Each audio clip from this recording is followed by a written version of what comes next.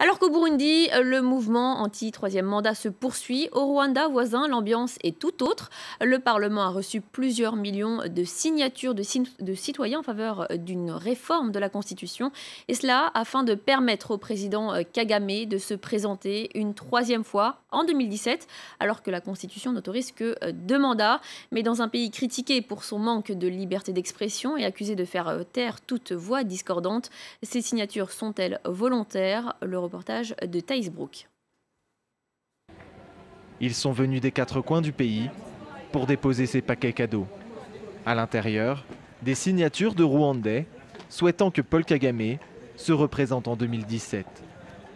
Tous font l'éloge de son bilan. Il a stoppé le génocide, il a aidé à la reconstruction du pays et il continue à montrer au monde entier que le Rwanda est un pays capable et très performant dans plusieurs domaines.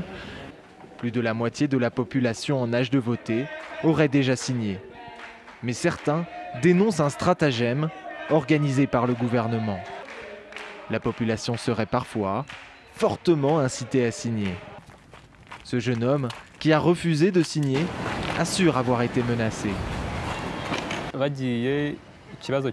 Comme je refusais de signer, le maire du quartier m'a dit que lorsque j'aurais besoin de n'importe quel papier administratif, n'importe quel document, je ne pourrais pas l'avoir.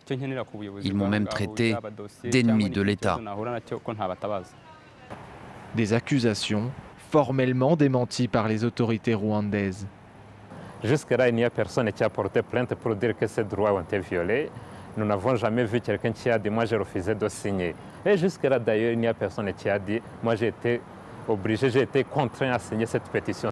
Le Parlement devrait se prononcer d'ici l'été sur la suite à donner à ces pétitions. Un référendum pourrait être organisé, même si le président Paul Kagame n'a pas encore déclaré officiellement ses intentions.